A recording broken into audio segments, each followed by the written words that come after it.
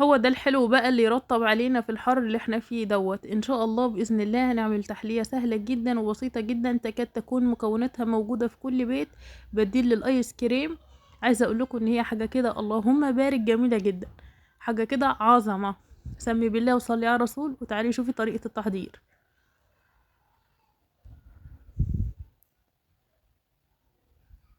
في البدايه هجيب نص كيلو من اللبن او الحليب، وهضيف عليه 3 معالق كبار من السكر و3 معالق من الكاستر بمعالق الطعام، المعلقة اللي انا شغالة بيها دي.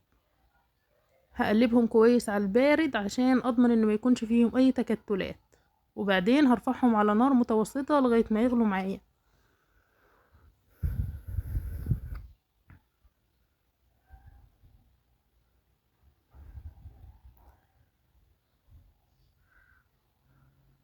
طبعا وانا بقلب على النار بستمر في التقليب، ما بشيلش ايدي ابدا منه لغاية ما يغلي.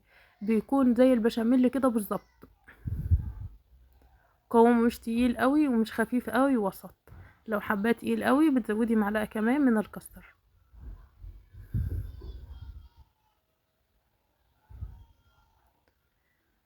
لما هيغلي معايا خلاص كده هرفعه من على النار وهقول لكم هنعمل بيه ايه.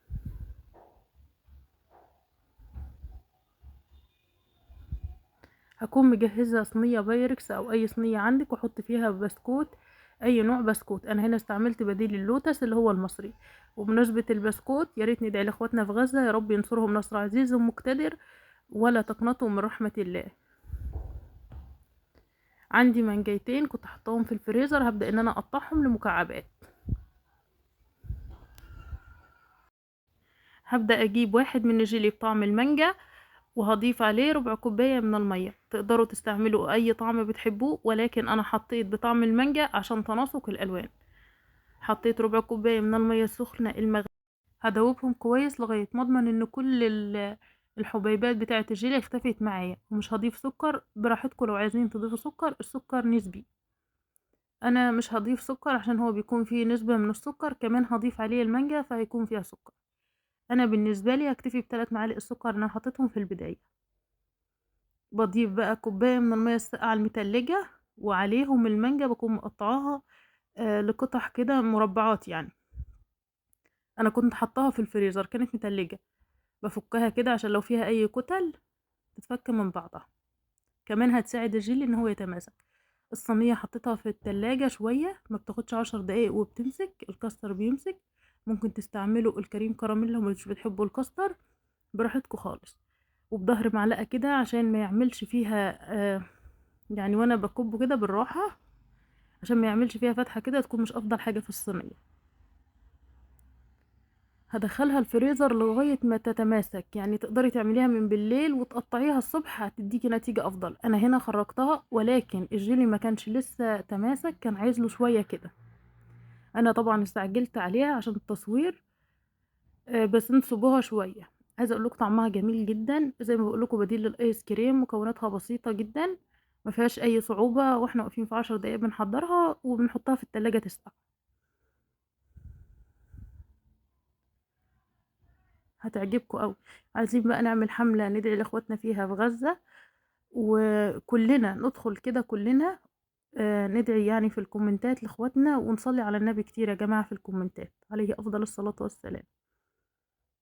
وده ابسط حاجة ممكن نقدمها يعني، ان احنا ندعي لهم ربنا يا رب ينصرهم نصر عزيز ومقتدر. والله ما بوصيكوا بس، انا بوصي نفسي كمان بالدعاء ليهم، عشان الواحد بيشوف حاجات يعني ربنا يعني يسترها وينصرهم بإذن الله.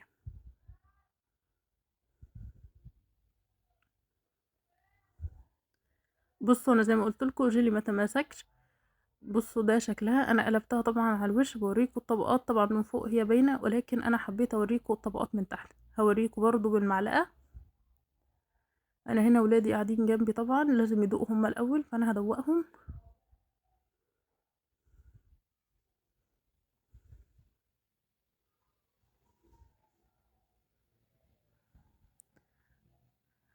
بس طعمها جميل ان شاء الله تنال اعجابكم. جربوها. وعايزه اقول لكم والله العظيم انا بحط الحاجه هنا على الصفحه ثقه، يعني الحاجه اللي ما بتعجبنيش بجربها ما بتعجبنيش، ما بطلعش اقول لكم عليها. ده ميكس خطير جدا بين البسكوت، بين المانجا والجيلي والكاستر، حلو قوي. ان شاء الله هيعجبكم وهيرطب كمان عليكم، وهتعتمدوه يعني على ضمانتي هتعتمدوه. بس انا كده خلصت فيديو النهارده. لو عجبكم الفيديو اتمنى يعني تشجعوني بلايك وشير. كنت معاكم زهرة الماظ، اشوفكم على خير في فيديو جديد، مع السلامة.